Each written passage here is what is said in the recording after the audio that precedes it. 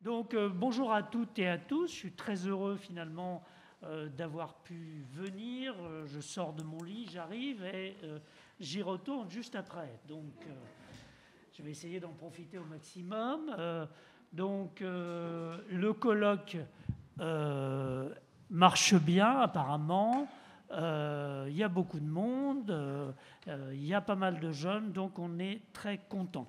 La session que nous avons maintenant, le panel que nous avons maintenant, donc, est consacré aux diététiques anciennes. C'est un sujet qui me plaît beaucoup parce que je suis en train d'écrire un livre sur l'histoire de la diététique, d'Hippocrate à Ducamp. Donc, les diététiques anciennes, c'est mon point de départ. Et ça m'intéresse beaucoup. Alors, ça fait un bout de temps que je suis en train d'écrire ce livre, pour diverses raisons, mais aussi parce que le sujet est complexe. Et c'est un peu ce que nous allons voir aujourd'hui. Donc, à travers trois communications, je vais vous présenter brièvement les trois personnes, puis après, je leur donnerai la parole l'une après l'autre, sans transition, et on se ménagera quelques minutes à la fin, enfin, j'espère un peu plus que quelques minutes, pour le débat et la discussion. Donc, dans un premier temps, Sarah Moroz, ici, qui est à l'université de Białystok, en Pologne, et qui va nous présenter une communication sur les choix alimentaires dans le manuscrit. Alors, Gal Fol, je suppose qu'on peut dire Gallicus Folio, 220, ça doit être ça, je pense, à la bibliothèque Jagiellon de Cracovie. C'est un manuscrit assez important parce que c'est un des très très rares manuscrits français du XVIe siècle. Donc il est très important pour l'histoire de la cuisine française.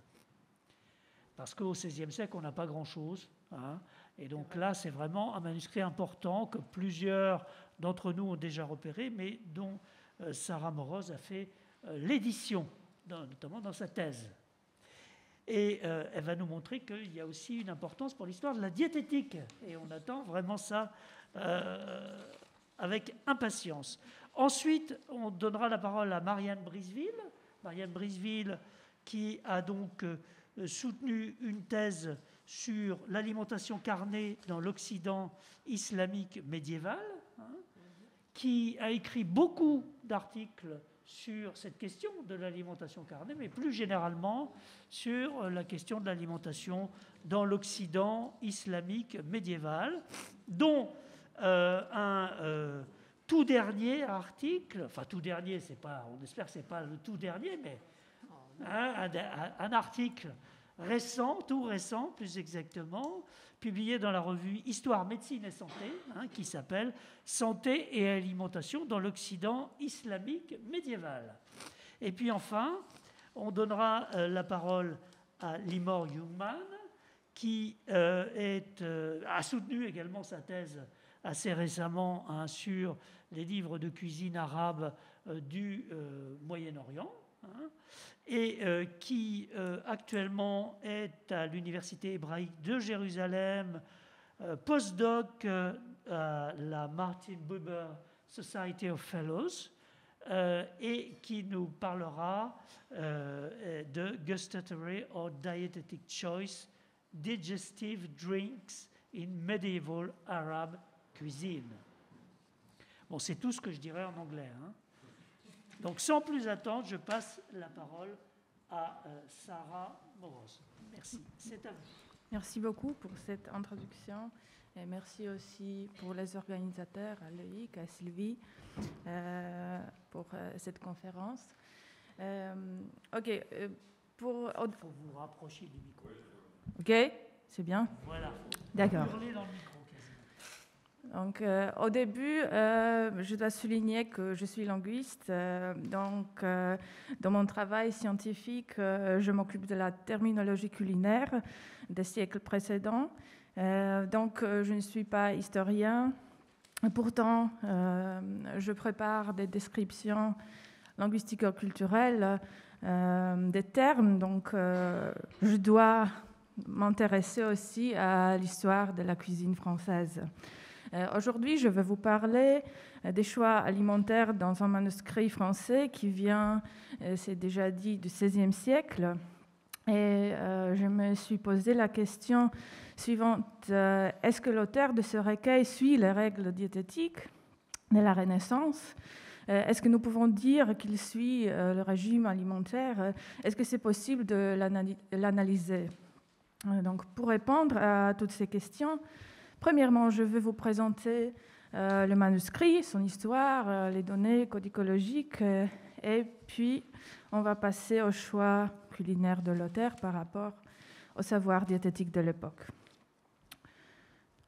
Ok, donc le manuscrit avec la signature Galfol 220 est un recueil de recettes de cuisine appartenant à la collection berlinoise, conservé aujourd'hui à la bibliothèque Jagellonne de Cracovie.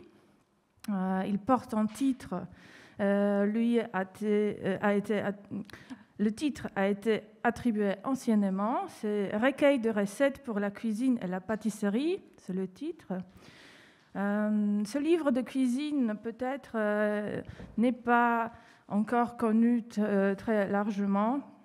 Premièrement, il a été examiné par le groupe de recherche Fibula, qui a étudié les manuscrits en langue romane appartenant à cette collection, et notamment par professeur Piotr Tylus, qui en a élaboré une notice. Et toutes les données qui suivent relatives à cet aspect codicologique du manuscrit et à son histoire ont été épuisées de cette notice. Et puis, je me suis occupée de ce texte dans ma thèse de doctorat et je préparais également la première édition critique du texte. S'il s'agit de l'aspect linguistique, ce manuscrit est homogène. Il est composé entièrement en français. Il contient quelques picardismes et le fait d'écrire en français à cette époque-là n'exclut pas la possibilité d'être créé en dehors de France. Donc, il date du XVIe siècle. Il s'agit de la deuxième moitié du XVIe siècle. Le recueil contient 59 feuillets, mais quelques-uns sont restés blancs. Malheureusement, c'est un livre anonyme. On ne connaît ni le nom du copiste, ni le nom du premier propriétaire. Peut-être il s'agit de la même personne. Cet exemplaire est en mauvais état, avec beaucoup de traces d'humidité, avec des taches d'encre, mais surtout, comme vous voyez ici, l'écriture assez difficile à lire. S'il s'agit de l'histoire de ce manuscrit, il y a quelques pistes à suivre. Donc, la rayure a été probablement exécutée en France et le manuscrit se trouvait dans ce pays. Le contre-plat initial contient une brève notice imprimée que vous voyez avec le titre et aussi avec une note manuscrite d'une écriture cursive du XVIe siècle. Mais le XVIe siècle il est barré et il est corrigé en XVIIe siècle et corrigé en XVIe siècle. C'est la correction à la main. Plus bas, sur le contre-plat, on trouve aussi une autre note au crayon, 15, ce qui est probablement une datation erronée du manuscrit. Au folio 41 verso, on trouve aussi une note en néerlandais apposée au XVIe ou au XVIIe siècle, au XVIIe ou XVIIIe siècle. C'est un indice selon lequel le manuscrit s'est déplacé aux Pays-Bas. Et puis, le recueil faisait partie de la collection d'un bibliophile allemand qui s'appelait Georg Freund, dont l'ex-libris se trouve à la garde-collée initiale. ici. Georg Freund s'intéressait à l'art culinaire, c'est pourquoi dans la collection berlinoise, on a aussi d'autres livres de cuisine qui étaient dans la collection de ce bibliophile. Et le 8 février 1916, le manuscrit a été inscrit au registre des acquisitions de la Königliche Bibliothek de Berlin. Ce manuscrit a été copié par 3 mains qui changent au cours du texte. La première main occupe la plus grande partie du manuscrit, de 5e folio au 44e. Oui. La deuxième intervient au cours d'une recette, comme vous voyez ici. Donc, la première main commence à copier la recette et puis, deuxième personne continue cette recette et aussi elle copie quelques pages et prépare l'index alphabétique qui est ici. Et enfin, la troisième main ne compose que le supplément à l'index alphabétique avec le renvoi au folio convenable. C'est celle-ci qui a folioté aussi le manuscrit en chiffres romains pour pouvoir faire les 10 renvois au folio. Le troisième copiste était peut-être une femme qui utilisait certainement ce livre pour préparer les plats chez elle ou bien dans la maison dans laquelle elle était cuisinière. Et pour exécuter ses activités avec plus de commodité, elle a numéroté le feuillet, puis elle a composé une table de matière avec le renvoi au folio convenable. Même si elle s'est donné la peine de préparer cette table, elle ne l'a pas faite d'une façon soignée. Elle n'a pas mentionné tous les plats, mais probablement seulement ceux qu'elle préparait habituellement. Bref, ce supplément est un choix personnel fait par quelqu'un qui utilisait seulement les recettes qui lui convenaient.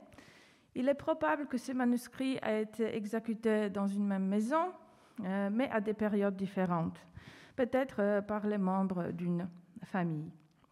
Certes, elles ont préparé ce livre de cuisine pour leur usage personnel et non pas pour quelqu'un d'autre, vu l'écriture très peu soignée. Enfin, la troisième personne ajoute... j'ai déjà dit ça.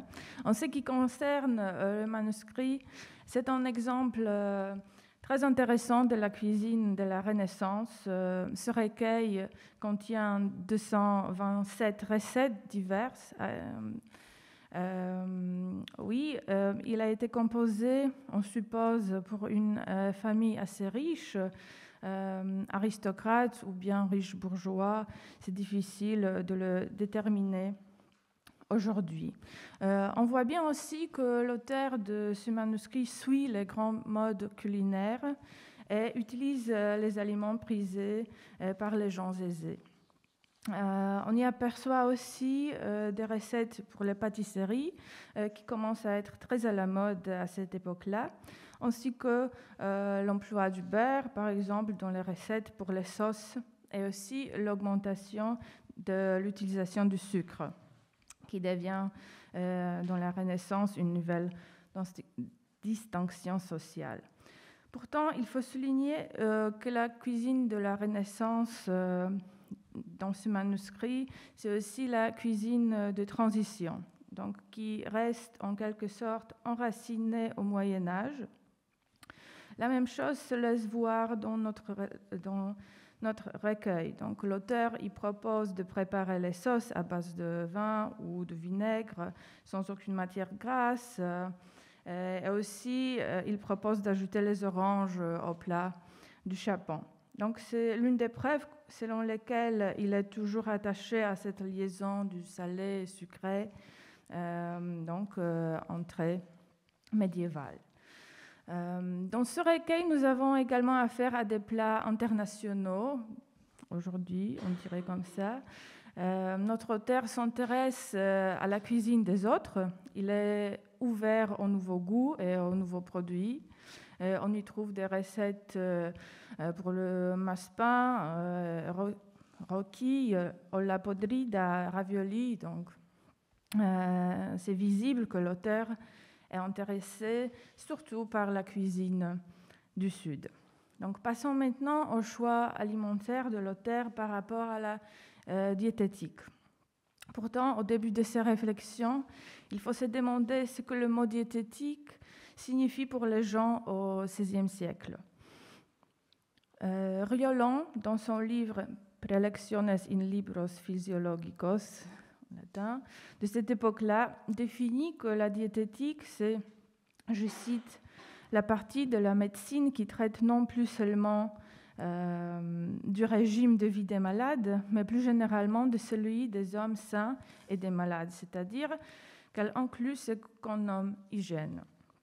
Le terme a été attesté pour le terme diététique pour la première fois dans le français exactement au XVIe siècle, comme le terme de médecine. Ces faits nous prouvent bien que les préoccupations diététiques sont devenues de plus en plus importantes à la fin du Moyen-Âge et au début de la Renaissance. Les textes de plusieurs médecins se multiplient. Comme nous dit Daniel Jacquard, je cite, « Le nombre de régimes qu'ils, les médecins, écrivent à partir du XIIIe siècle témoigne suffisamment de l'importance accordée à la diététique. Bien sûr, toutes ces réflexions sont basées sur la diététique ancienne. Nous savons très bien que les références à cette diététique ont commencé à disparaître très tardivement, au XVIIe ou bien XVIIIe siècle. Donc la diététique ancienne influe aussi notre recueil. La diététique ancienne avait pour but de maintenir l'équilibre du corps et de l'aliment consommé. Créé par Hippocrate, ce système, venu à l'Occident grâce à l'école de médecine de Salerne, a influencé le discours diététique même jusqu'au XVIIIe siècle. Ainsi, ce que nous mangeons et ce que nous buvons, ce sont des choses non naturelles qui peuvent influencer le fonctionnement du corps, qui est une chose naturelle. Donc ici, je cite Bruno Loriot, « Manger peut être un acte curatif autant que préventif pour les malades et pour les gens sains. » Donc, à ce titre, chaque nourriture possède des qualités dites premières, le chaud ou le froid, le sec ou l'humide. De plus, différents auteurs ont réparti ces qualités sur l'échelle d'intensité, comme par exemple, nous avons l'exemple dans le Tacinum Sanitatis. Il faut souligner que la répartition des produits diffère chez un auteur et chez un autre.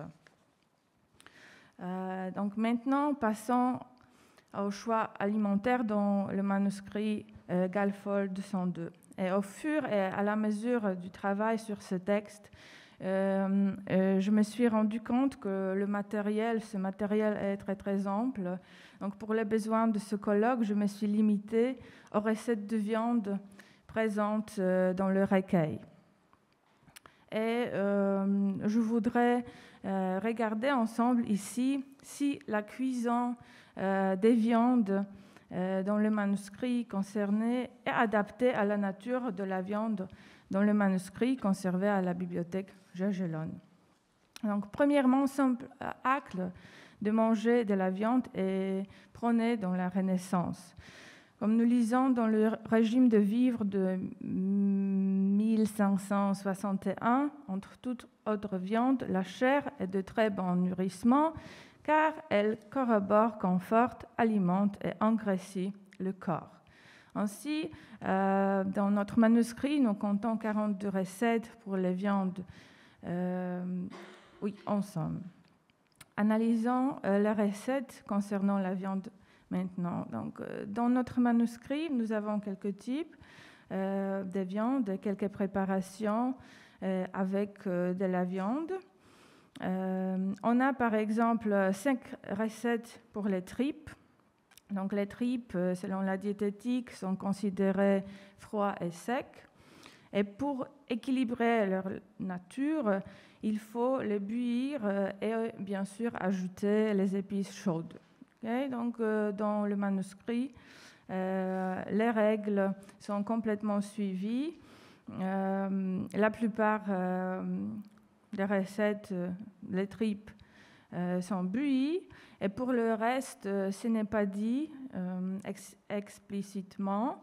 Nous avons affaire à simple instruction, ce qu'il faut mélanger. Mais c'est totalement normal au Moyen-Âge et dans la Renaissance qu'on a seulement les instructions. L'auteur, dans le manuscrit, assaisonne les tripes du poivre et du gingembre, donc considéré comme chaud, donc tout va bien dans le plan diététique. Puis, nous avons 2 recettes pour le jambon de porc, considéré humide et froid. Dans le manuscrit, jambon est fumé, donc asséché en accord avec les règles de diététique. L'auteur n'utilise pas d'épices, seul le sel est ajouté. De plus, dans les 2 autres recettes, cette viande est rôtie. Ensuite, nous trouvons 5 recettes pour des plats du Japon, qui est considéré comme sec et chaud. Et dans le manuscrit, du charbon est soit bouilli, soit étuvé. Donc, la cuisson est aussi adaptée à sa nature. Ce qui porte mon attention ici, c'est une recette intitulée pour réchauffer ou étuver en charbon rôti, qui est froid. Donc, le dit charbon est également étuvé, mais nous avons les traces qu'auparavant, il était rôti. Ce qui n'est pas en accord avec la diététique ancienne. L'auteur propose aussi d'ajouter ici du gingembre au charbon, ce qui n'est pas également adéquat. De plus, nous voyons dans le texte 2 recettes pour le perdrix, considéré chaud et ni sec ni humide. Dans les 2, du perdrix est étuvé, donc tout va bien. Sur le plan diététique. Pourtant, ce qui est intéressant, ce sont des épices chaudes, gingembre et cannelle ajoutées au plat. Les 2 propositions contiennent du sucre. Donc, ce fait d'ajouter du sucre nous suggère que nous avons toujours affaire aux goûts médiévaux. Ensuite, on peut trouver 3 recettes pour le pigeon considérés comme humides et chauds. Ces plats ne sont pas préparés en accord avec les règles de diététique car ils sont bouillis, soit étuvés. De plus, l'auteur utilise ici des épices chaudes telles que gingembre. Donc, puis, dans les recettes, seulement du verjus peut équilibrer ce plat, car considérer sec et froid peut balancer les natures des aliments. Encore, nous voyons dans le manuscrit 4 recettes avec de la viande du mouton, considérée humide et chaud. Dans les 2 cas, les règles de diététique sont respectées, la viande est rôtie. Puis, on a aussi assez beaucoup, parce que 7 recettes de veau. La viande de veau est considérée comme sec et cette viande est 4 fois étuvée, mais dans 3 recettes, elle est cuite dans la four parce qu'il s'agit d'une tarte et d'un pâté. Quant à la viande de bœuf, considérée comme sèche et froide dans la plupart des recettes, elle est bouillie ou étuvée et éventuellement puis mise dans la tarte. De plus, nous voyons également 2 recettes pour la viande de vache, considérée sèche et chaude. Dans les 2 cas, les recettes sont préparées selon les règles de diététique et la viande est aussi bouillie et étuvée. Finalement, la viande d'agneau est aussi présente dans le recueil. On compte une seule recette, ici intitulée « Pour accoutrer le foie d'agneau ». Malheureusement, cette fois-ci, cette viande considérée humide est étuvée avec des épices chaudes, ce qui paraît qui n'est pas être en accord avec les règles diététiques. Donc, pour conclure ces réflexions, il faut dire que les préparations des viandes dans le manuscrit Galfold 202 sont adaptées à la nature des viandes selon les règles diététiques de la Renaissance. 77% des viandes sont apprêtées suivant ces règles qui étaient si populaires dans cette époque-là. Pourtant, 23% des recettes pour des viandes diffèrent des règles. Peut-être c'est la preuve que l'auteur du manuscrit ne suit pas la diététique, les règles de la diététique, mais seulement les modes culinaires. Et ce qui lui intéresse, c'est la valeur gustative du plat. Il est possible aussi que ces 10 recettes soient préparées pour une personne peut-être malade, pour rééquilibrer son tempérament, ou bien pour une personne âgée. Donc, au futur, ce qu'il vaut la peine, c'est d'étudier profondément les recettes qui ne respectent pas les règles de la diététique. Merci.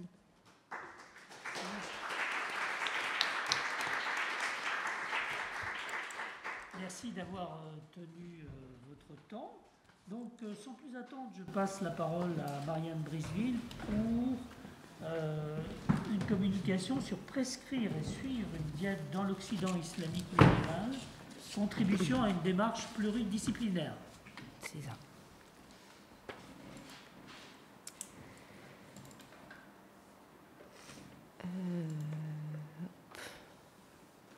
Voilà, alors déjà je remercie chaleureusement les organisateurs pour ce colloque d'un grand luxe. La communication initiale visait à travailler, étudier, analyser la manière de prescrire et de suivre une diète dans l'Occident islamique médiéval. Il s'est avéré que je vais davantage m'intéresser finalement à la prescription qu'à la manière de suivre une diète. Et donc, je suis historienne, je travaille sur l'Occident islamique médiéval, c'est-à-dire la péninsule ibérique à l'Andalous et le Maghreb, et éventuellement la Sicile, entre le 7e et le 15e siècle, moment où le Dar al-Islam, l'Empire islamique, a conquis cet espace. Donc, plus précisément, mon espace, alors j'ai pas la souris, est un espace très très vaste, d'autant plus qu'il tend à se réduire avec la reconquête chrétienne, donc entre le Xe et le XVe siècle. L'objectif en fait de cette communication, c'est de travailler sur les différentes manières de prescrire, d'ordonner, de recommander, de conseiller les pratiques alimentaires. Et ça s'inscrit dans un travail que je mène depuis quelques années à présent sur justement le lien entre les normes et les pratiques, ou comment les textes posent des normes et comment les populations suivaient ou non ces normes. De façon à être beaucoup plus concrète, je vais vous présenter un cas particulier, à savoir le poisson, ou plutôt les poissons, toutes les denrées halieutiques, et également les aliments issus, donc extraits de la mer et de l'eau douce. Pourquoi le poisson ? Parce que dans le cadre de ma thèse, donc, qui était plutôt dédiée à la viande, j'ai remarqué un déséquilibre majeur entre les recettes et les propos sur la viande, très valorisées, très nombreuses, et très peu d'éléments sur les poissons. De façon plus précise, donc une de mes sources majeures qui sont les traités culinaires et la deuxième source majeure qui sont les sources médicales mettent en évidence une grande diversité des espèces terrestres, les oiseaux, les quadrupèdes, les viandes sauvages, et en revanche un nombre très limité de recettes ou de paragraphes dédiés aux poissons. Donc là, vous avez les 2 livres de recettes que je travaille, à savoir un anonyme compilé au XIIe et début XIIIe siècle, et puis le Ibn Razin, donc une personne originaire de Murcie qui a émigré au Maghreb, où il est mort vers Tunis. Donc vous voyez en fait que ça donne un corpus d'environ 1000 recettes à peu près, et qu'on a seulement 60 recettes de poissons, alors qu'on obtient presque 500 recettes à base de viande. Les recettes vertes, c'est celles qui sont donc avec ni viande ni poisson.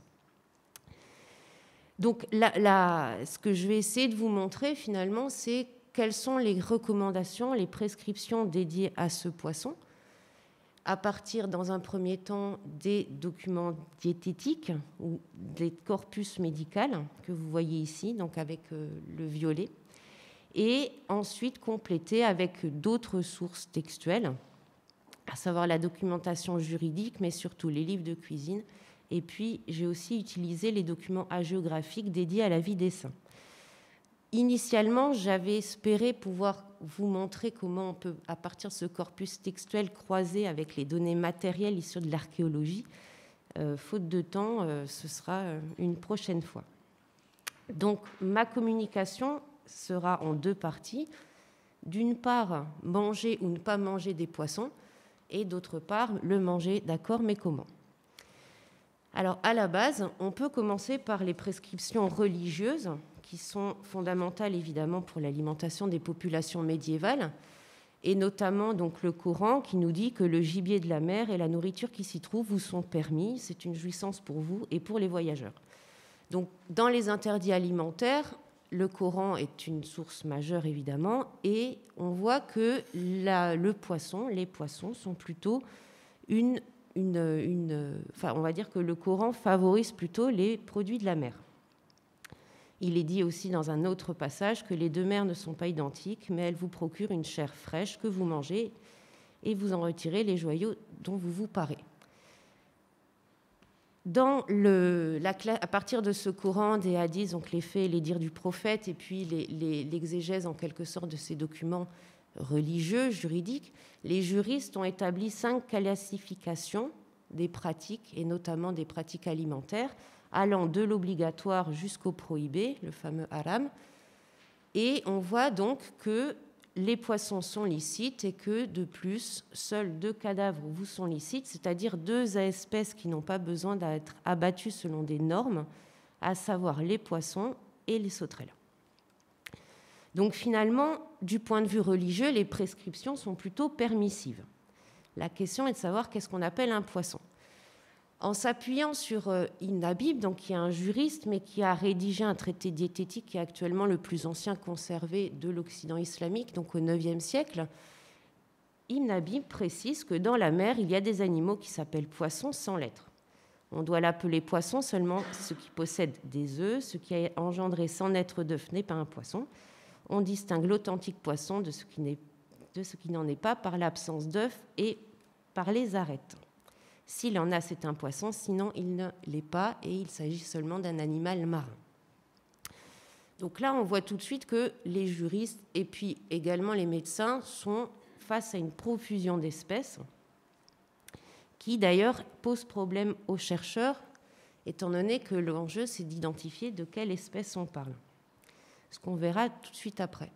Ibn Habib est intéressant parce que dans son traité diététique, on voit les 2 grandes branches de la diététique au début du IXe siècle, à savoir la médecine prophétique, celle qui découle du Coran et des faits et dires du prophète Mohammed, et d'un autre côté, la théorie humorale dont on vient de parler, héritée d'Hippocrate et surtout de Galien. Donc dans un passage, dans le même ouvrage, on voit que d'un côté, on raconte qu'un prophète s'est plaint à Dieu que son peuple était peu prolifique, et Dieu lui a inspiré d'ordonner à ses gens de manger des œufs avec des poissons. Donc la dimension aphrodisiaque des poissons transparaît.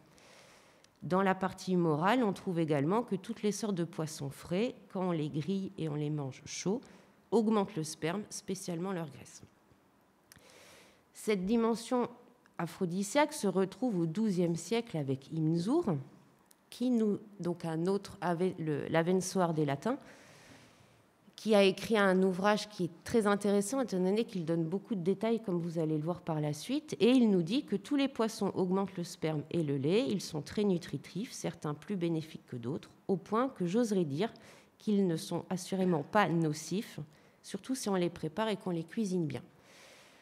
Donc l'idée finalement, c'est que les poissons ne sont pas un mauvais aliment pour Ibn Zour. Par contre, pour d'autres médecins, ils mettent plutôt en évidence le fait que c'est un mauvais aliment, justement, étant donné que Maïmonide, à peu près à la même époque, on est au début du XIIIe siècle, nous dit que la majorité des poissons sont un mauvais aliment, spécialement pour les personnes de complexion humide et pour les personnes âgées. Ici, on retrouve la théorie humorale qui, finalement, est employée par à peu près tous les médecins que je vais vous montrer. Il nous dit aussi à la fin qu'en revanche, le poisson petit de chair blanche, dure et savoureuse, de mer ou vivant dans une eau vive, comme celui qu'on appelle bourri, qui n'est pas identifié, n'est pas un mauvais aliment s'il est consommé en petite quantité. Donc finalement, on retrouve toujours une grande caractéristique dans ces traités diététiques qui sont de mettre en évidence le bon côté ou le mauvais côté d'un aliment, et puis aussi des recommandations sur la manière de les consommer. Au fur et à mesure, entre le IXe siècle et donc le XVe siècle, on voit également un approfondissement des connaissances. Si on revient à Ibn Abim au IXe siècle, il nous parle du poisson frais, qui est froid et humide de complexion, le poisson de rivière, qui est plus froid que celui de la mer, le poisson salé, et aussi, il nous signale que les poissons de mer ne peuvent être ni différenciés ni classés. Donc, si on résume la théorie humorale avec ce petit schéma, selon les 4 propriétés, on aurait ici le poisson de rivière et un peu plus froid, le poisson de mer. Ibn Zur, donc au XIIe siècle, lui, évoque beaucoup plus en détail les propriétés des poissons. Donc on revient sur le poisson de mer, le poisson frais qui est meilleur que le salé, le poisson vivant en eau vive. Moins un poisson sent mauvais, moins il est nocif. Ça, c'est un paragraphe où il nous explique que Dieu a créé l'odorat pour que justement on reconnaisse si un aliment est bon ou mauvais. Donc moins il sent mauvais, moins il est nocif. Les pires parties donc, sont la tête, les meilleures sont le cœur et le foie, et la partie arrière est meilleure que l'avant.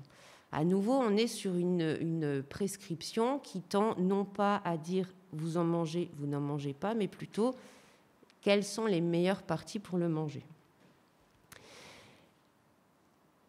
À nouveau, on s'appuie sur des autorités, et c'est vrai que Ibn Zur m'a beaucoup intéressée parce qu'il se réfère à plusieurs autorités, donc évidemment Galien qui reste l'autorité majeure, et qui nous dit, c'est le paragraphe qui commence le propos sur les poissons en nous disant que selon Galien, il a une variété de poisson avec beaucoup de pattes, appelée Rubaitha, qui possède un caractère aphrodisiaque marqué. Indubitablement, il s'agit du même poisson que nous connaissons sous le nom de crevette. Sa complexion est chaude et modérément humide. Elle a une substance agréable, légèrement visqueuse. Je vous ai montré ce passage parce qu'on se rend compte que même les médecins de l'époque médiévale avaient finalement du mal à identifier un terme de poisson. Et à nouveau, on imagine le nombre d'espèces de poissons ou de non-poissons dans la mer, et tout de suite, ça devient très très compliqué pour classifier les propriétés alimentaires. Ibn Zur, un peu plus loin, nous dit que les médecins choisissent seulement le poisson qui a du sang en abondance. Je partage le même avis que les médecins qui m'ont précédé. Donc on retrouve finalement cette inspiration sur les prédécesseurs. J'ai aussi une dimension individuelle, étant donné qu'il nous dit que j'ai aussi vérifié, comme auparavant l'avait fait Zur Abdelmalik, c'est-à-dire mon père, que c'est un excellent poisson.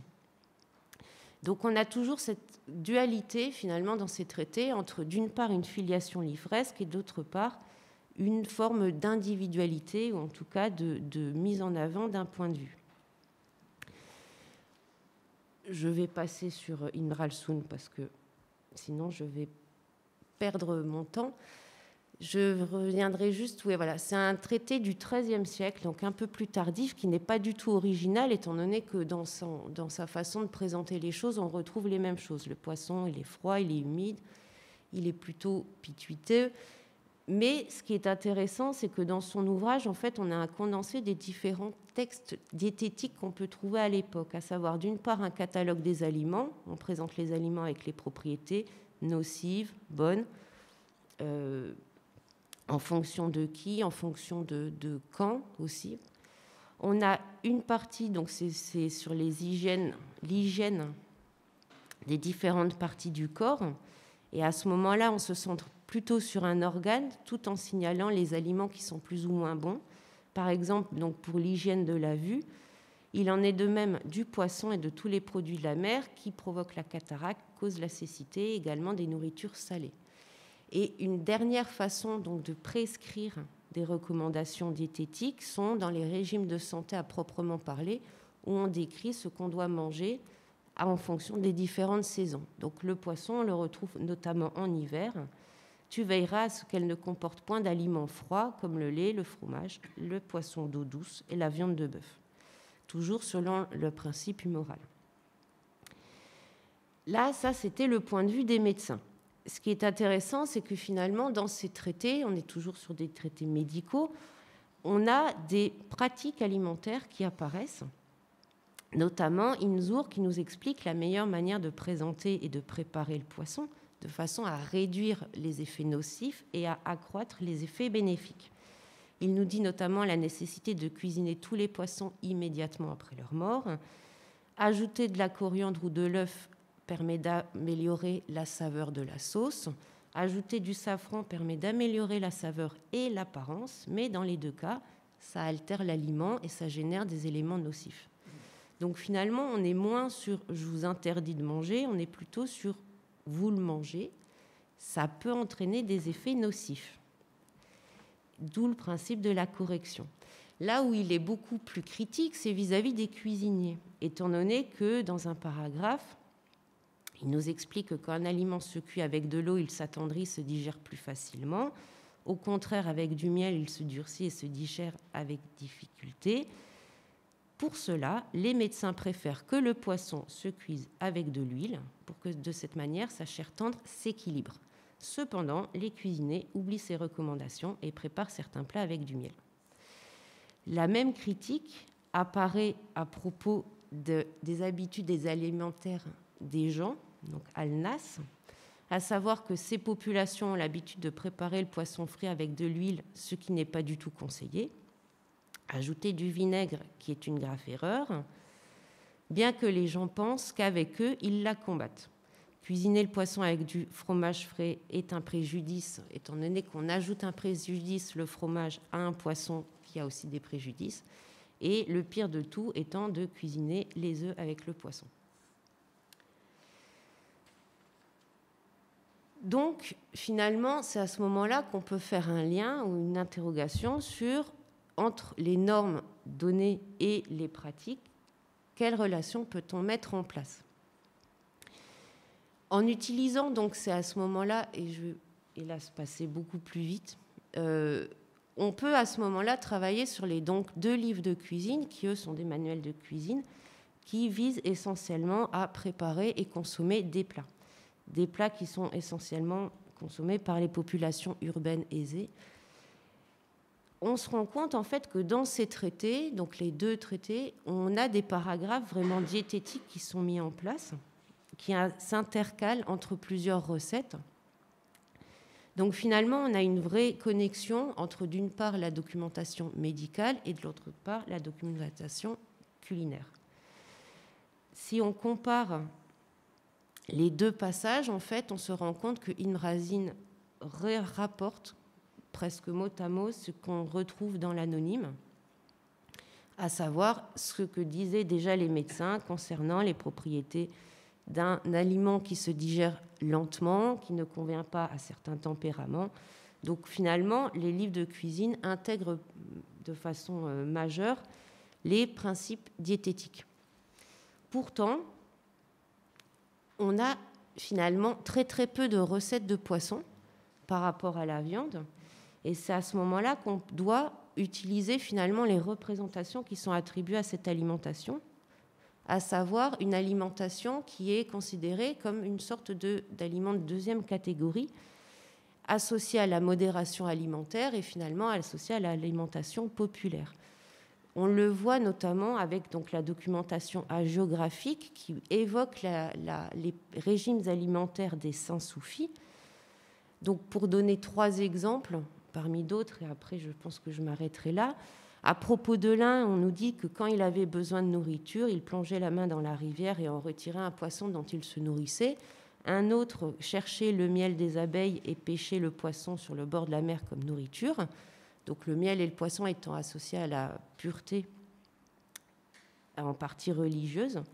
Et puis un autre, alors un saint qui est encore plus dans le dénuement, lui, récupérait ce dont il avait besoin dans les ordures, à savoir un haillon pour se vêtir, un morceau de poterie pour distraire l'enfant et un petit poisson séché pour se nourrir. Donc finalement, à travers cette littérature, on voit transparaître l'idée que le poisson est plutôt un aliment des populations pauvres et associé au concept de modération qui est à la fois importante du point de vue religieux, selon le modèle du prophète, et du point de vue aussi médical. Un autre document hagiographique met en évidence ainsi les qualités du sultan Mérénide en disant qu'il comptait parmi les gens qui préféraient manger peu, et notamment les produits de la pêche et les légumes verts, pour ainsi obtenir la bénédiction et imiter l'exemple du prophète. Enfin, en empruntant à la documentation donc, de l'Orient, c'est un traité mamelouk du XVe siècle, donc qui appartient à la littérature d'Adab. C'est la guerre entre le roi mouton et ses troupes, la viande et les graisses essentiellement, qui s'oppose au roi miel et ses troupes, légumes, fruits, poissons, sucreries et laitage. Donc à nouveau, le poisson est du côté de la population pauvre, en opposition à la viande et aux graisses qui seraient plutôt du côté de la population riche. Pour conclure, alors je vous ai montré quelques exemples de plusieurs documentations, comment on peut croiser. On se rend compte aussi qu'une autre forme de prescription et de recommandation peut être utilisée à partir de la documentation juridique, donc la réglementation des marchés, où on nous dit à propos donc, des poissonniers qu'ils doivent avoir un lieu spécifique, il est interdit de mélanger le poisson frais et le poisson de la veille, et puis, passé 2 ou 3 jours, on leur interdira de saler le poisson puisqu'il commence à se corrompre. Donc finalement, j'ai essayé de vous montrer les différentes manières de... les différentes manières... 30 secondes, ce sera bon. Les différentes prescriptions, les différentes manières de conseiller, de recommander, d'interdire, à partir donc des différentes sources textuelles qui évoquent des prescriptions selon un angle très précis, mais qui finalement présentent une certaine cohérence entre elles. L'objectif, dans un deuxième temps, donc à l'avenir, serait de croiser donc, les recommandations textuelles avec justement les données matérielles. Le problème étant que l'archéozoologie, donc l'étude des vestiges osseux, pour les poissons, requiert un tamisage, donc ce qui coûte cher, ce qui prend du temps. On a aussi besoin de personnes qui savent identifier les arêtes de poissons. Donc, ce qui fait que, contrairement aux espèces, on va dire, terrestres et aux oiseaux, aux gibiers, l'archéozoologie du côté des poissons est encore très, très peu développée. En plus, on peut aussi utiliser les analyses isotopiques, donc c'est à partir des vestiges humains, ce coup-là, on peut savoir quelle est la consommation des populations lors des dernières années de leur vie. Et donc, l'idée, ce serait de vérifier si finalement les recommandations sur cet aliment qu'on retrouve dans les textes se retrouvent ou non du côté matériel. Et je vous remercie de votre attention.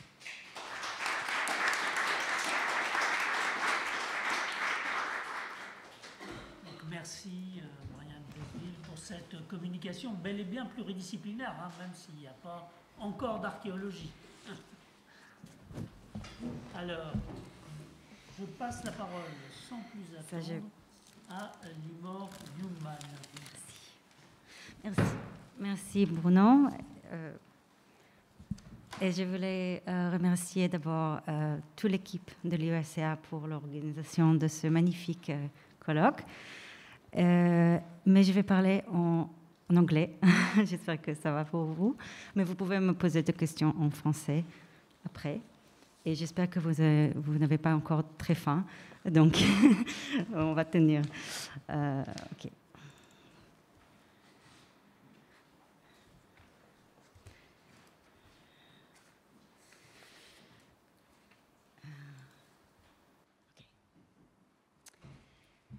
So I will take you to the other side of the Islamic world than Marianne, and I will start with a little story, a little anecdote. coming from Al-Shabushti, Kitab al-Diyarat, which means the Book of Monasteries. So Ibn Dihakana, a governor of Basra in Iraq and a gourmet, is described as being big and overweight to a point that in gatherings of boon companions, when a caliph left and came back, they were supposed to get up. He just couldn't do so and just fell asleep. He's said to have admitted, "I ate until I got afflicted with chronic diseases. Now I want to eat until I die." So this story reflects medieval Arab gluttony, and the Arab cuisine had a solution for this symptoms, digestives. They were supposed to cure this excessive food consumption repeated in other anecdotes. Since it is a vast subject in this communication, I will concentrate on its culinary perspective. But I will show you other sources that are relevant. So this is the plan. It's a bit long, but you'll see. I want to show you an overview of the complexity of the subject. I will start with a political and geographical context, but you'll see briefly that it's complementing Marianne, so it will be brief. I'll talk about the sources. There are multiple. Drink chapters in Arabic cookbooks, which is a very interesting source.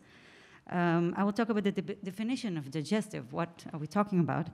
I'll show you digestive drink chapters, types of, and then we will dive into the digestives, and that would be their composition, their variations.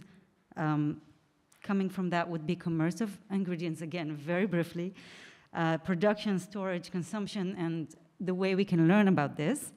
Uses, again, thanks to the recipes, and I will conclude with some notes for the future.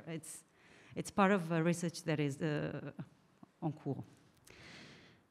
So this is, by medieval Arab cuisine, I'm referring to the 10th to 15th centuries Middle East, where culinary writing was prosperous in the power centers of Baghdad, as you can see here, Aleppo in Syria, and Cairo.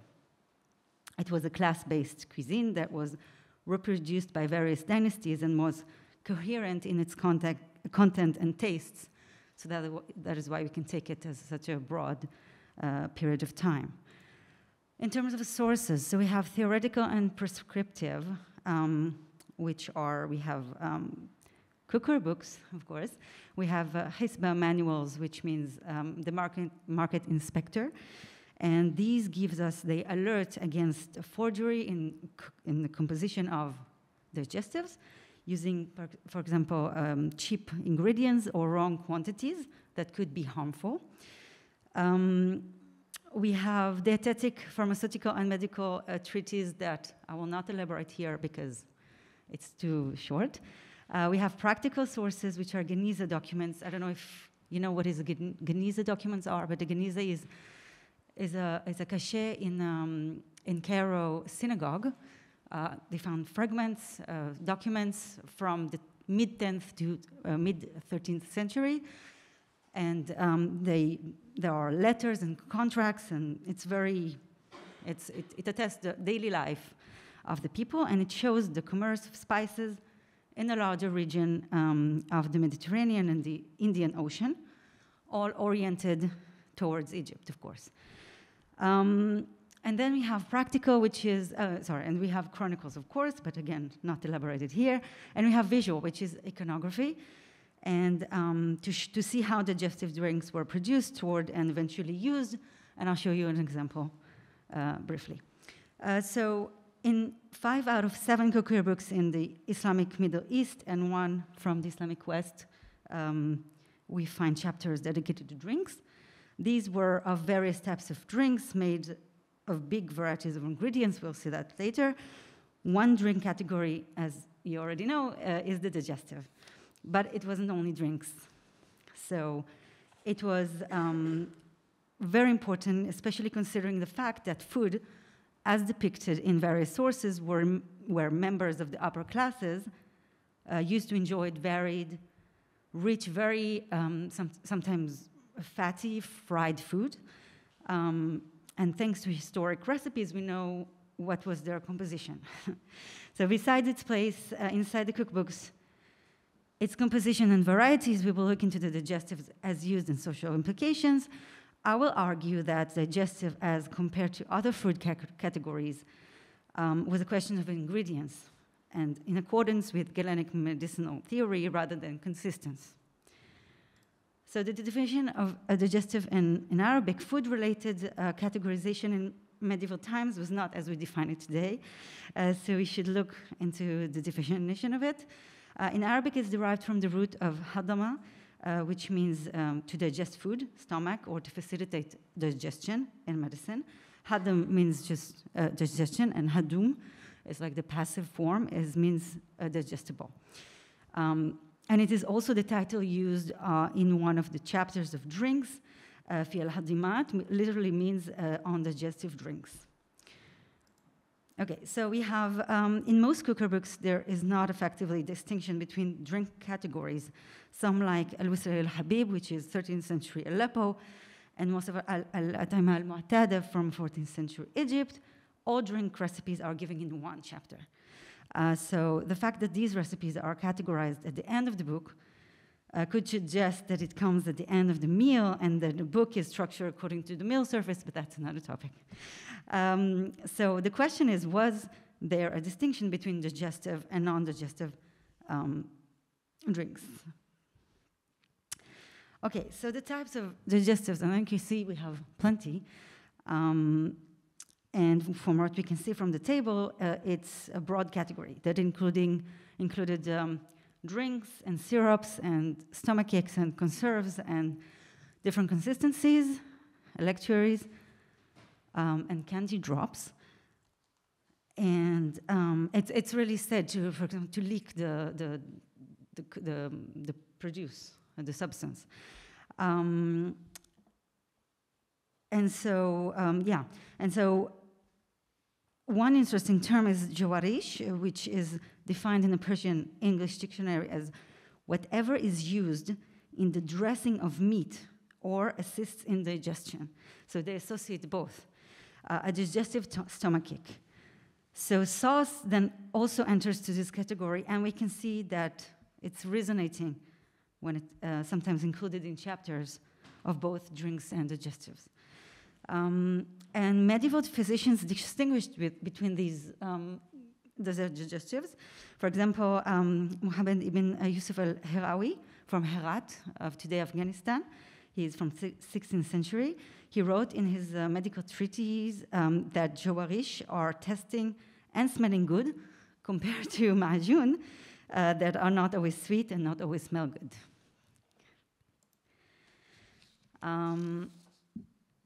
Here you can see that in cookbooks there's plenty. The biggest variety is in Kanz al-Fawaid. But again, it's okay. And in terms of composition, we have few categories. We have sweeteners, which were mostly honey and sugar, but sometimes date syrups. Spices, they were either medicinal or not, but most of them were both. Like Chinese cinnamon, cassia, spikenard, kubeb, white and black cumin, ginger, cloves, long pepper, white pepper, a very big variety of cardamom, nutmeg, and we have also medicinal ingredients that are not found in culinary recipes. We have perfumes like musk and rosewater and ambergris.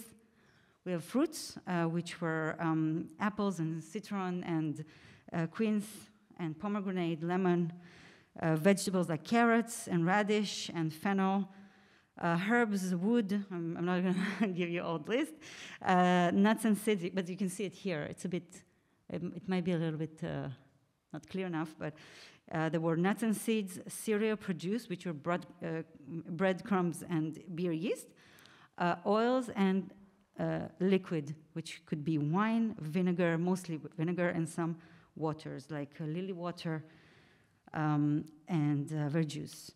And so here to see how basically it's resonating in the, so before that I will show you an example of how the humoral properties are coming into play in the cookbook. So Ibn Sayyara Warraq, in his Kitab al-Tabikh, which is a cookbook, is the earliest, considered today, the earliest conserved today. Just 2 examples. Cassia Darsini is hot and dry, and it says it strengthens stomach and liver, repels gases, and aids digestion. Ginger is even hotter than galangal. I didn't put the galangal, and more effective in its digestive properties. So they all repeat these ideas. And so this brings us to how these spices came into the region and where from. And in a letter, again, I'm not going to read it, and we don't have time for this, but it's found in the Geniza, and this dates to early 11th century, written by Khalaf bin Ishaq to one of his men in Fustat. And he gives him a list of ingredients that he likes him to buy in the market. It was a special market for perfumes and drugs. And one of them is zinc, camphor zinc, and wild carrot roots, and cardamom. And he's also asking a special stomachache, which is not found in the cookbooks. And this shopping list, I would get to the bottom line rather quickly. This shopping list could be seen as a bridge between the prescription and the recipes and the practical reality, where and how people of certain social class, of course, obtained the necessary components to make digestives and other medicinal preparations. 2 more important details are given in this letter. One is the fact that there was, it's resonating with the fact that there was this market in Fustat. And the other is the names of vendors that were, where he was supposed to buy the substances in this market. So there was like reputed vendors. Now I get to variations, and you can see I take examples of few main categories like sakanjabin, juwarish, ma'ajoun, and sharab. And you can see that it's repeating, right? So they have similar varieties. Juwarish outrouge, made of citron, and sharab outrouge, syrup from citron. So what were the differences? And I give just one example of quince. And we have, it's all taken from the same cookbook. And we can see that the difference lays in the ingredients. So for example, not all contain vinegar, and not all of them were spicy. For example, syrup is not spicy at all. It's just sugar syrup and quince. So it's a different, and also eventually the consistency. But I will get into that again at the end. I don't know, do I have time for showing you this? Just the beginning, yes? Okay, so I would like to give you just one recipe of juwarish al-muthalath. It's a full recipe, how it looks like. It's a digestive stomachache based on 3 main ingredients. Muthalath in Arabic is 3. And it is a temperate, I will just read the beginning. Temperate in properties, induces euphoria, sweetens the breath, strengthens the stomach, induces good digestion, stimulates the appetite, improves the mood, gives the face a glow, clears the mind, and restores the balance of the humoral properties. It sounds perfect, no? Okay, so yeah, and it's made of apples and quince and rose petal conserve, and they even say in what type of recipient it should be put, in soapstone or earthenware pot. And then there's other ingredients added. Now, how it was produced, we see it in a recipe, but how it was stored and consumed. So again, very briefly from the, so it's an extract from the recipe from Zanjabil Murabba, which is a conserve of ginger. It says, stow the container aside for 3 to 5 months, then use it as needed. So and it's based on dried ginger, and that's why the picture is of dried ginger. Okay, and then here there is a beautiful example in a photo taken from a dispersed manuscript of an Arab translation of the Materia Medica of Dioscorides, titled Preparing Medicine from Honey, and it's dated to 1224. We can see the making of medicinal preparation on fire, and on the top here, and on the top, the jars where it was stored. Probably, so we can assume it was some kind of liquid or syrup. And then the uses. So it treats, again, it's an assembly from various digestives. It's not one. They treat digestive problems like constipation, nausea, diarrhea, vomiting, stimulates appetite, warm kidneys, strengthens the stomach, invigorates coitus, treats sore throat, colds, and phlegm. So it goes way beyond the digestion. And one example says, again, extract from a recipe, it says, empty the drink into vessels and use it as needed, God willing. And again, example for Geranjabin, which is rose petal syrup, they say to have a dose of it, dilute 10 dirhams of the syrup in hot water and drink it first thing in the morning. They usually say first thing in the morning. And then Duration Ratab, which is a moist stomachache, not to be given to women. We need to look into why. Eat one lump of this paste the size of an almond twice a day in the morning on an empty stomach and at bedtime. That's another example. So I arrived at my conclusions. So even though there was always a dietetic thought behind food recipes, digestive had a separate section in the cooker books, and there were not only drinks. So sometimes in culinary and food recipes for dishes, we find some comments to what it's good for, or for what the humoral properties of the person that should eat it, or what it treats. But this is a special category. Honey and sugar had an important place in rendering medicinal preparation palatable, and as already Bruno Loriot showed, it was a way basically to make something that was not tasty.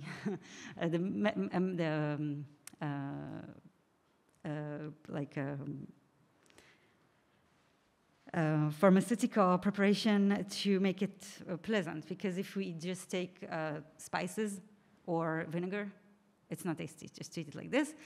And it was also a way to make eventually, coming from pharmaceutical preparations, it became slowly a main ingredient to prepare sweets as a food category. Considering drink issues in medieval times, we should consider it always the medical dietetic perspective, and it was a multi-fold choice. So it was not just to cure one problem, not just digestion, and there was always other considerations. And it was a complex category. As I said, as I showed, there was not just liquids, there were also other consistencies.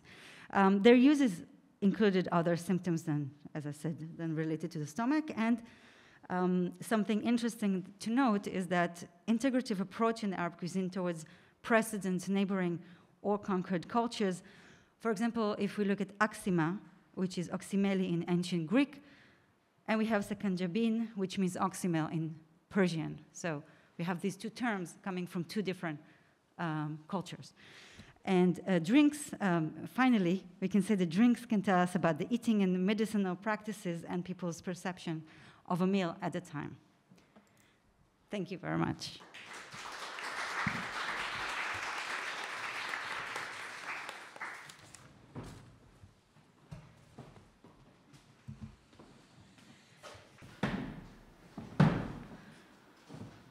Merci beaucoup à toutes les oratrices d'avoir tenu leur temps d'abord, hein, donc merci beaucoup, et de nous avoir donné cette vision un peu synoptique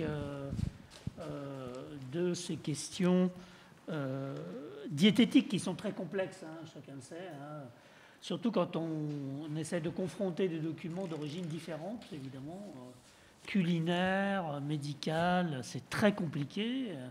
Et quand on ajoute le juridique, quand on ajoute les documents de la pratique, là, ça devient évidemment très, très compliqué à trouver le mode de comparaison. Hein. Mais il est impératif, je crois, de dire qu'il est important de croiser les sources. Hein. Donc ça, c'est fondamental pour bien poser des questions au moins historiques.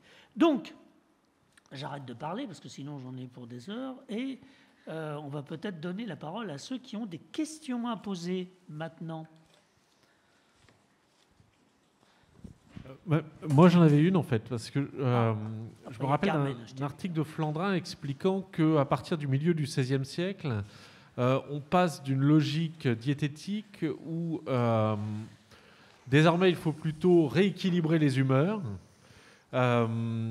À partir du milieu du XVIe siècle, alors qu'auparavant, on présente ça de manière, alors je ne sais pas, peut-être un peu schématique, je connais mal le sujet, où au contraire, il fallait donner des aliments qui correspondaient au tempérament des individus.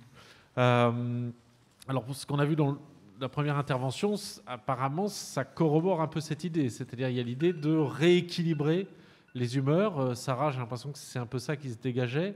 Mais justement, est-ce qu'à partir de ce qu'on a pu voir là, on a ce sentiment qu'on est dans une logique justement généralement de correction ou au contraire d'aliments qui vont dans le sens des tempéraments, des constitutions de chaque individu? Sarah, vous voulez répondre? Oui, merci pour cette question. Si j'ai bien compris, cela dépend si le médecin doit guérir quelqu'un, voilà, ou s'il s'agit de l'hygiène. Oui, donc s'il s'agit d'une personne qui est en pleine santé, okay, donc maintenant il ne faut pas rééquilibrer le tempérament, mais il faut seulement donner à manger ce qu'il est nécessaire. Et pour la personne malade, il faut maintenant rééquilibrer ses humeurs. Carmen. Bonjour et je vous donne les salutations parce que j'ai bien aimé toutes les présentations. Quand même, j'ai des questions pour la première oratrice, Sarah. Et c'est seulement une curiosité. Vous avez parlé qu'il y a des recettes des autres au milieu. Ça veut dire qu'ils sont des recettes qui appartiennent à la tradition, une influence qui, si j'ai bien compris, à ce groupe de recettes, vous trouvez la terminologie des autres, un vernacule, des termes qui ne sont pas en français, ou c'est seulement, même quand les recettes sont des autres places, les paroles sont toujours les françaises, parce que on fait comme ça, on ne traduit pas tous les termes quand on écrit des recettes, de la terminologie. C'était une question à vous. Et après, à Marianne, vous avez souligné, je ne connais pas la médecine que vous parlez, mais quand même, et vous avez bien souligné ça, il y a de l'influence des intérieurs, des hippocrato-galéniques, etc. Et ma question, c'est deux questions. Vous avez dit qu'il y a des catalogues, quelques de vous de commun, des catalogues des aliments. Ça, on trouve aussi au classique. Et quand on lit les catalogues des médecins, par exemple Hippocrate, il fait une hiérarchie. Et on a le premier élément alimentaire, c'est toujours les céréales. Et après, la viande. Et le poisson vient après. Alors, même cet ordre a l'importance. C'est du point de vue médical, mais aussi social, etc. La viande a une place plus importante que le poisson. Je voulais savoir si dans les catalogues que vous avez trouvés, c'est la même chose, céréales, etc., etc. Et à propos du poisson comme aliment aphrodisiaque, je n'ai jamais pensé à ça, mais en même temps, je pensais à ce moment-là, si ça, c'est la logique, c'est les aphrodisiaques sont les aliments moins communs. C'est l'extraordinaire. Un aphrodisiaque, ce n'est pas un aliment qu'on considère, qu'on utilise couramment. C'est une chose quelquefois même mauvaise, mais pour ce fin-là, ce qu'on considère pour donner des propriétés sexuelles nouveaux, ça peut être la même chose avec le poisson, parce que vous avez expliqué que le poisson c'est pas un aliment très intéressant du point de vue des médecins, etc. C'est pour ça, pour qu'il n'ait pas un aliment des élites et tout ça, ou non, ça n'a rien à voir. Bon, c'est ça, merci à tous. Bon, qui veut répondre d'abord, Sarah? Vous voulez? Non. Ok, je ne sais pas si j'ai bien compris. Des autres recettes, parce que... Les recettes des autres. Par exemple, un livre portugais, je trouve des recettes Bon, ce que je veux dire, c'est que, par exemple, dans un livre portugais de recettes, je trouve des recettes à la française, à l'italienne, etc. Et on trouve des termes, de la terminologie qui n'est pas portugaise. Alors, c'était la question. C'est qu'on appelle la cuisine des autres. Mais c'est une terminologie qu'en Portugal, c'est normal. Mais si vous ne connaissez pas... Ça va donc... dans ce manuscrit, toutes les recettes sont bien sûr en français. Seulement, cette petite intervention au folio 41 est en néerlandais, bien sûr. Pourtant, nous voyons qu'on peut voir les recettes de cette cuisine des autres, oui, parce qu'on a ici les plats considérés aujourd'hui comme espagnols, italiens et autres. Oui, mais la terminologie toute française, aucune parole non, espagnole. Ça s'écrit à la française, je dirais. Ok. Donc, merci. Si je peux me permettre d'intervenir, hein, Lola Podrida donc, paraît logique pour un traité publié dans le Nord, enfin dans les Pays-Bas, hein, puisque, je rappelle, les Pays-Bas du Sud sont sous occupation, enfin, je ne vais pas dire sous occupation, sous domination espagnole à cette époque-là, et vous auriez intérêt, me semble-t-il, à comparer votre traité avec les traités produits dans cette région, au XVe siècle. Je pense le Vivandier de Cassel, je pense qu'il y a des rapports. Et puis également, mais je vous le dirai ça, donc l'ouverture de cuisine dans Saul Casto. Et puis tous les manuscrits qu'est en train de remettre au jour Virginie Hulé dans sa thèse, dans sa thèse, elle commence une thèse, mais elle l'a déjà faite au niveau master. Bon, elle n'est pas là aujourd'hui parce que c'est le jour de la naissance de son enfant. Donc voilà. Mais sinon, voilà, je vous donnerai ses coordonnées, tout ça. Mais je pense qu'il y a un point là très important. En effet, là, tu as soulevé un point important, Carmen. Après, Marianne, vous aviez 2 questions au moins, Carmen. 2 questions. Alors, sur les catalogues des aliments, c'est exactement la même chose que dans les traités antiques. Donc, par exemple, il y a Al-Israëli où c'est le catalogue le plus complet et on a toujours la même structure, céréales, viande. Alors, les viandes, des fois, ils distinguent les animaux terrestres et puis ensuite les oiseaux. D'autres fois, c'est un peu plus... Donc, on a exactement la même structure, oui.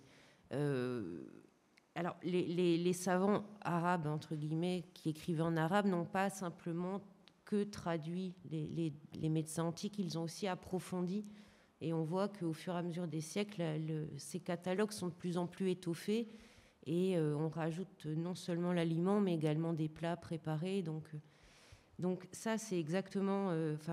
ils sont très, très fidèles dans cette catégorie-là de traités diététiques. Au niveau de la hiérarchie, je pense que c'est à peu près la même chose, mais ce qui m'a interrogée d'une certaine manière, c'est justement cette difficulté à identifier les poissons, autant les espèces terrestres, c'est quelque chose de connu, autant quand on a des traités avec un nom d'une espèce. Là, par exemple, l'isour, on voit qu'il a un vrai problème à savoir à quel poisson cela correspond. Et d'autant que si, bon, ce sera par la suite aussi, mais si j'utilise justement les documents de l'IMOR, on voit qu'il y a des espèces qui ont l'air de... Enfin, les auteurs disent que c'est des espèces qu'on trouve dans le Frat, dans le Tigre, dans le Nil. Donc ça veut dire qu'il y a tout cet enjeu finalement d'une diversité taxinomique qui est beaucoup plus importante. Alors concernant les aphrodisiaques, alors, je suis d'accord pour la dimension extraordinaire. Il y a d'autres aliments aussi qui sont, pour lesquels on précise que ça a des vertus pour augmenter le sperme. Donc je pense que ce serait à creuser. Et effectivement, ça me fait penser à un autre genre littéraire, c'est les traités d'érotologie arabe. Notamment, il y en a un que je dois lire prochainement, où il y a des recettes entières de cuisine qui expliquent... Et inversement, dans les livres de cuisine, on a une ou deux recettes qui nous disent que c'est aphrodisiaque. Donc c'est vrai qu'il y a l'air d'avoir, c'est un peu finalement comme les boissons digestives, il y a l'air d'avoir certaines catégories de plats où c'est aphrodisiaque. Concernant la consommation, la faible part par les élites, enfin, on a l'impression, oui, qu'on avait finalement une faible part de la consommation des poissons, pas forcément parce qu'ils étaient réputés nocifs pour les médecins, mais sans doute pour des histoires alors c'est une interprétation personnelle, mais de goût. Finalement, on préférait la viande qui était plus valorisée. Il y a aussi, ce que je n'ai pas évoqué, mais une forte considération, enfin les contraintes d'approvisionnement qui fait que j'ai du mal à penser que les populations littorales au bord de la mer ne mangeaient pas du poisson. Effectivement, alors après, que ce soit la population populaire ou... C'est compliqué, ça. Voilà, donc c'est-à-dire qu'il y a toujours cette idée de difficulté à avoir... mais effectivement, les poissons, alors je ne vous l'ai pas montré, mais il y a au fur et à mesure des siècles, finalement, il y a de plus en plus d'espèces qui apparaissent, qui sont indiquées par les médecins. Bon, après, à savoir autant les sturgeons, on arrive à identifier les termes arabes, donc ça pose moins de problèmes, autant il y a plein de poissons qui... Donc c'est vrai que c'est un vrai problème de jouer sur la... Merci beaucoup. Héloïse avait une question, et puis d'autres, Françoise, et puis c'est tout pour l'instant. En fait, ça revient exactement à votre question et à ce dont vous parliez. Comment on peut expliquer que, bon, on ne sait pas s'ils en consomment moins, mais en tout cas que ce soit moins référencé, que ce soit moins mis en valeur que la viande. Et est-ce que, parce que donc c'est assez présent, les médecins en parlent positivement, est-ce que ce ne serait pas une question de donc l'inconnu en fait, parce que c'est des espèces qu'on ne connaît pas bien, mais aussi parce que le poisson représente un animal qui est éloigné entre guillemets des autres animaux, comme si on n'arrivait pas à savoir, comme il ne fait pas de bruit, puis il a des écailles. Est-ce que toute cette différence significative des... Enfin, ou pas, c'est un peu la vision de chacun. Est-ce que vous pensez que ça fait que le poisson ne représente pas un être vivant à part entière, et donc on ne prend pas en compte... on ne prend pas en compte comment on le tue, comment on le prépare avec autant de soin que les autres animaux.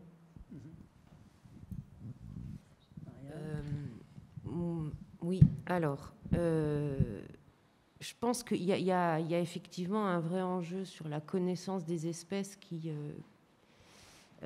concernant les modes d'abattage, en fait, c'est vraiment la dimension religieuse de l'islam qui fait qu'un animal qui sort de l'eau est pur, donc on n'a pas à s'étendre très longtemps sur la manière de l'abattre de façon rituelle, contrairement aux espèces terrestres. Et Donc c'est vrai que le poisson, finalement, sur point de vue religieux, c'est assez permissif, en fait. C'est, bon, surtout les malikites qui sont encore plus permissifs que les autres. Il n'y a pas d'obstacle en termes de... Même il y a une façon plus facile, finalement, de consommer des poissons. Alors, pourquoi ils sont moins valorisés? C'est... comme j'ai surtout travaillé sur la viande, effectivement, la viande, elle est survalorisée. C'est-à-dire qu'il y a tout ce... Bon, surtout le mouton, et puis... Et effectivement, le poisson apparaîtrait comme une alternative et moins... en fait, pas forcément... Une sorte de mésestime, une moindre place, parce que, justement, la viande est très, très valorisée. Je l'interprète un peu comme ça. Après, au niveau de la... Je pense que c'est à peu près là. En fait, c'est l'idée d'approvisionnement et puis l'idée de connaissance des espèces.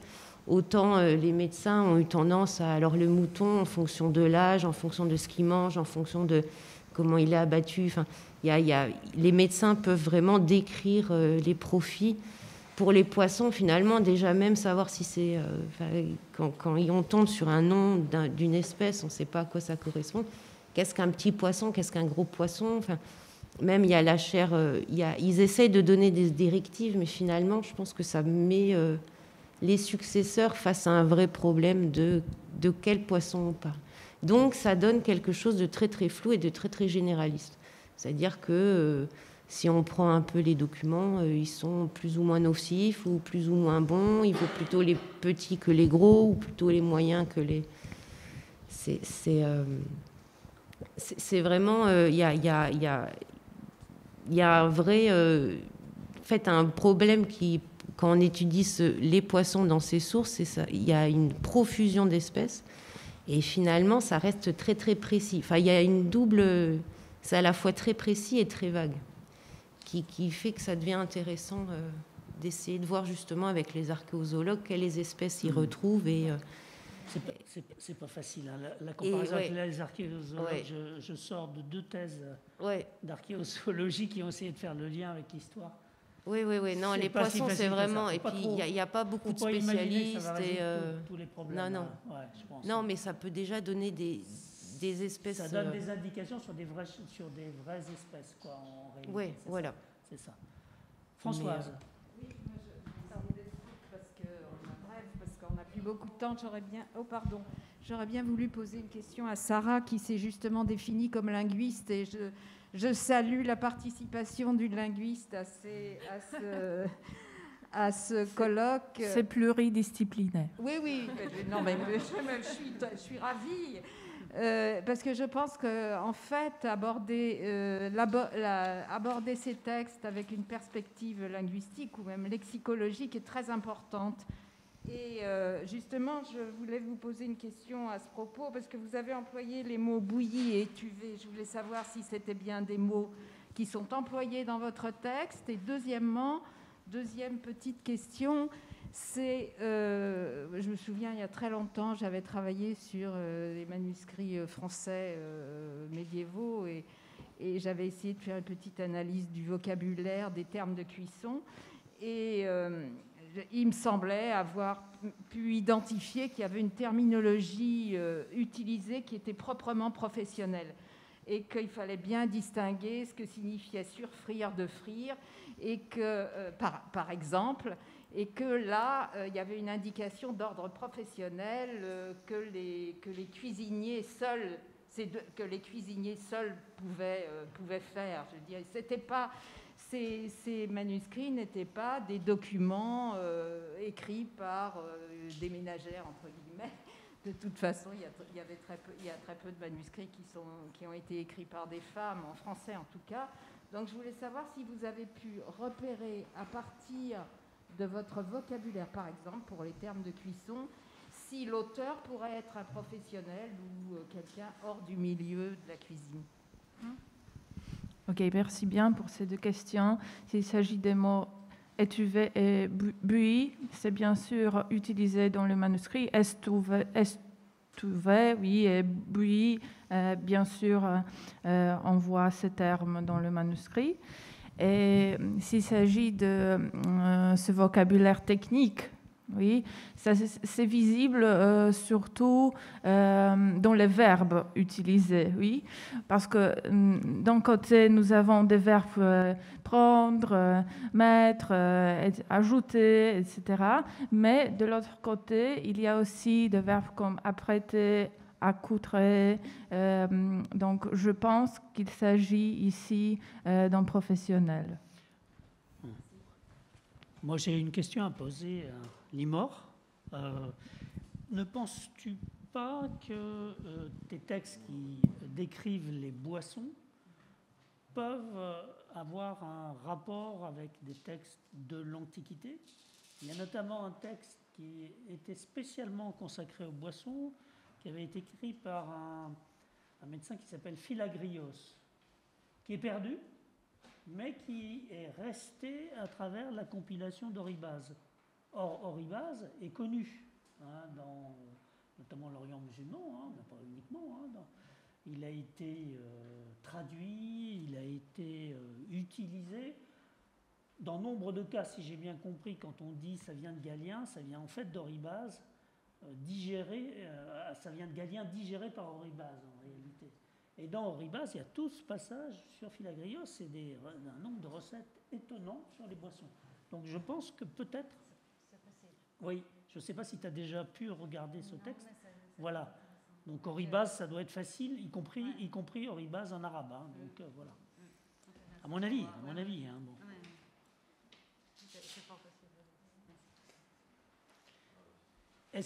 Donc, pas d'autres questions et de toute façon, pas de temps pour y répondre. Donc, merci à tous et à toutes. Et retour à quelle heure? Alors, juste un point pour vous dire que, je ne sais pas si ça vous a été dit, le dernier enfant de la collection Table des Hommes vient de paraître, le modèle culinaire français.